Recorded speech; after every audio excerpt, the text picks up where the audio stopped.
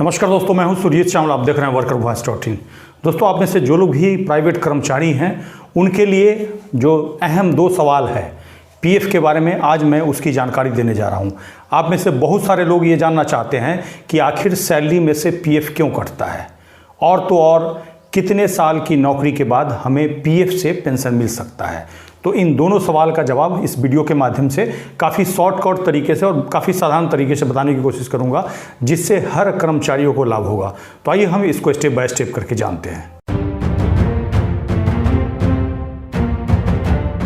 दोस्तों, आप में से हर प्राइवेट कर्मचारियों को पीएफ की जानकारी होगी। आखिर पीएफ की जानकारी क्यों ना होगी?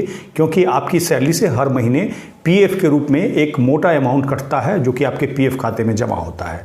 क्या कभी आपके मन में ये सवाल आया है कि आखिर ये पीएफ का जो पैसा है क्यों कटता है, इससे आपको क्या बेनिफिट है?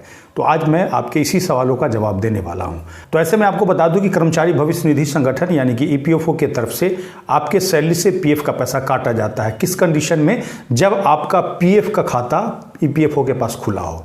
इसके लिए जरूरी है कि आप किसी ऐसी संस्थान के अंदर काम करते हैं जहां 20 या 20 से अधिक कर्मचारी कार्यरत हैं। तो ऐसी स्थिति में आपकी कंपनी की जिम्मेवारी बनती है कि पहले तो खुद ईपीएफओ के पास रजिस्टर्ड हो और आपके पीएफ का खाता खोले। जिसके बाद आपकी कंपनी आपके सैलरी के बेसिक और डीए का 12% काट करके आपके पीएफ खाता में जमा करती है, और ठीक उतना ही पैसा आपकी कंपनी को भी आपके पीएफ खाता में जमा करना होता है, जो कि डबल होता है। तो जैसा कि हमारा सवाल था कि हमारे सैलरी से पीएफ क्यों कटता है, तो आपको बता दें कि आपके सैलरी से पीएफ इसीलिए कटता है ताकि आपको आर्थिक रूप से मजबूत किया जा सके। किस समय? तो ऐसे समय में जब आप रिटायरमेंट का बेनिफिट उठा रहे हों। कहने का मतलब कल को रिटायर हो जाएंगे, ऐसे समय में आपके पीएफ का कुछ पैसा धीरे धीरे जमा होते होते इतना अमाउंट पहुंच जाएगा कम से कम, जिससे कि आपको आर्थिक संकट का सामना ना करना पड़े। एक तरह से देखें तो प्राइवेट कर्मचारियों के लिए लॉन्ग टाइम इन्वेस्टमेंट प्लान है, और साथ ही आपको इंश्योरेंस की भी इसमें सुविधा दी जाती है।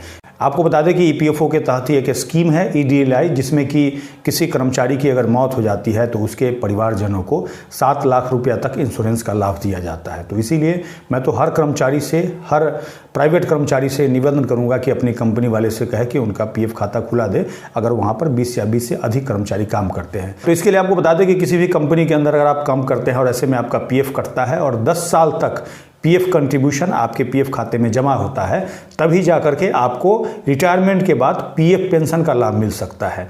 ऐसे में आपका एक और सवाल होगा कि क्या हम लगातार काम नहीं कर पाए हैं तो क्या हमें पीएफ का पेंशन मिलेगा या नहीं मिलेगा? तो बिल्कुल मिलेगा। इसके लिए 10 साल जो है पीएफ का कंट्रीब्यूशन आपके पीएफ खाता में जमा होना चाहिए। इसके लिए आपको बता दें, आपके सैलरी का बेसिक और डीए का 12% जो कटता है आपके ईपीएफ खाता के अंदर जाता है, और जो आपका एम्प्लॉयर 12%, कहने का मतलब ठीक उतना ही जितना आपका पैसा कटा है उतना ही आपके मालिक या एम्प्लॉयर के द्वारा जो 12% जमा किया जाता है उसमें से 8.33% आपके ईपीएफ खाता में जाता है, और आपके एम्प्लॉयर के शेयर में से ही बचा 3.67% आपके ईपीएस खाते यानी कि पेंशन के खाते में जमा होता है, और वही 10 साल तक अगर आपका कंट्रीब्यूशन है तो ऐसी स्थिति में आपको पेंशन का लाभ मिल पाता है। इस ईपीएफ पेंशन का लाभ आपको तभी मिलता है जब आप नौकरी छोड़ते हैं और कम से कम आपकी जो उम्र है 58 साल हो जाती है। तो ऐसे में हर कर्मचारी को चाहिए कि अपने एम्प्लॉयर को कहे कि उनका ईपीएफ खाता खुलवाए और साथ ही इसका बेनिफिट उठाए। इस तरह से आपने देखा कि प्राइवेट कर्मचारियों के लिए ईपीएफ खाता कितना ज़रूरी है। ऐसे में अगर आपकी कंपनी में 20 या 20 से अधिक कर्मचारी काम कर रहे हैं और आपकी कंपनी वाले आपका पीएफ का खाता खोलने से मना करते हैं, तो आप अपने एरिया के पीएफ कमिश्नर ऑफिस में लिखित शिकायत कर सकते हैं, और साथ ही आप उनको बता सकते हैं कि आपके कंपनी के अंदर 20 या 20 से अधिक कर्मचारी काम कर रहे हैं। इसके बारे में डिटेल में पढ़ने के लिए आप हमारे ब्लॉग www.workervoice.in में जा सकते हैं। आपके मन में कोई सवाल है तो कमेंट्स में लिख करके जरूर पूछेंगे।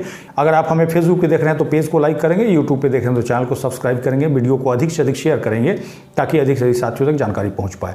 इसके साथ ही विदा लेता हूं, जल्द ही एक नई जानकारी के साथ मिलते हैं। धन्यवाद।